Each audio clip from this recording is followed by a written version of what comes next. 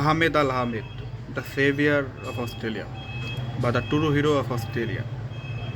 আপনারা ইতিমধ্যে জেনেছেন যে অস্ট্রেলিয়ার বন্ডি সি বিচে এটি ন্যাক্কারজনক সন্ত্রাসী হামলা হয়েছিল এবং এর ফলে সেখানে সম্ভবত যারা ইহুদি তাদের উৎসব চলতেছিল। আক্ষুনি নামে এটি তাদের উৎসব চলতেছিল এবং সেখানে হুট করে আপনার সাজিদ নাভিদ আকরাম, বাবা ও ছেলে, তারা গান নিয়ে অনেক মানুষ হত্যা করেন। প্রায় 16 জন মানুষ মারা যায় এবং অনেকে আহত হয়। আরও মানুষ মারা যেতে পারতো, আরও হতাহত ঘটনা করতে পারতো, কিন্তু এই যে আহমেদ, তিনি সাহসিকতার পরিচয় দিয়েছেন। তিনি সেই বন্দুকধারীকে নিরস্ত্র করেছেন। ইভেন এর ফলে তার জীবনও চলে যেতে পারতো। আমার অবাক হবেন যে তিনি কোনো কিন্তু সরকারি কর্মকর্তা নন, কিছু নন, বেসামরিক কর্মকর্তা, একজন মুসলিম সাহসী মানুষ। তিনি এর ফলে দুটা গুলিও কিন্তু তার পায়ে লেগেছে এবং তিনি এখন অস্ট্রেলিয়ার একটি হসপিটালে ভর্তি আছেন। বাট তার যে বীরত্ব, তার যে সাহসিকতা, এটা এখন দুনিয়াব্যাপী প্রশংসিত।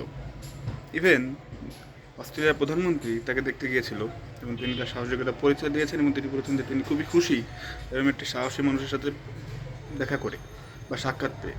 বা অস্ট্রেলিয়া গর্ব করতেছে এখন যেরকম একটি সাহসী মানুষ তাদের দেশের নাগরিক।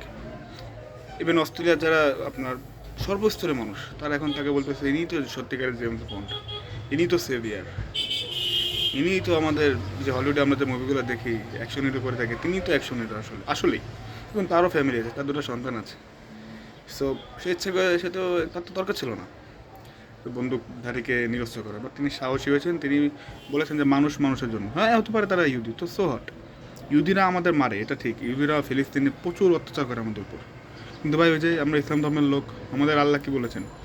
যে সকল ধর্মের মানুষকে আমাদের হেফাজতে রাখতে হবে। আমাদের কাছে যেন তারা মানে ফিল না করে, তাদের মধ্যে যেন কোনো রকমের যে তারা যে আতঙ্কে রয়েছে এটা যেন তারা ফিল না করে, অর্থাৎ তারা যেন আমাদের কাছে নিরাপদ থাকে। এটা কিন্তু আল্লাহই বলেছে। আমরা ইহুদিরা যতই আমাদের উপর অত্যাচার করুক বা অন্য যারা আছে তারা অত্যাচার করুক ফিলিস্তিনের উপর বা আমাদের উপর, মুসলমানদের উপর, আমরা পারি না, কারণ আমাদের ধর্মতা শিক্ষা দেয় না। আহমেদ আল আহমদ এই শিক্ষায় শিক্ষিত একজন মানুষ এবং তিনি দেখে দিয়েছেন যে আপনি ইহুদি হন আর যে হন, একজন মুসলিম, তিনি আপনার জীবন বাঁচাবে। যদি আপনার উপর অন্যায় থাকে তিনি আপনাকে বাঁচাবে, মুসলিমের পক্ষ তিনি নেবেন।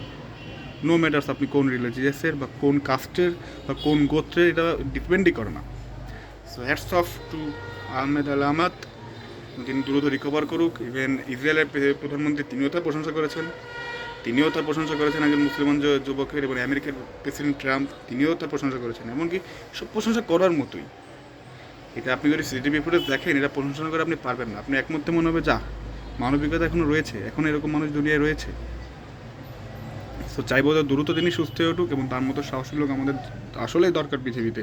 কারণ এখন তো মানুষ কোনো কিছু হলে আপনার ভিডিও করে যায় না, আমাদের দেশের মানুষ দেখে না, যায় না, বাঁচায় না কেউ কাউকে।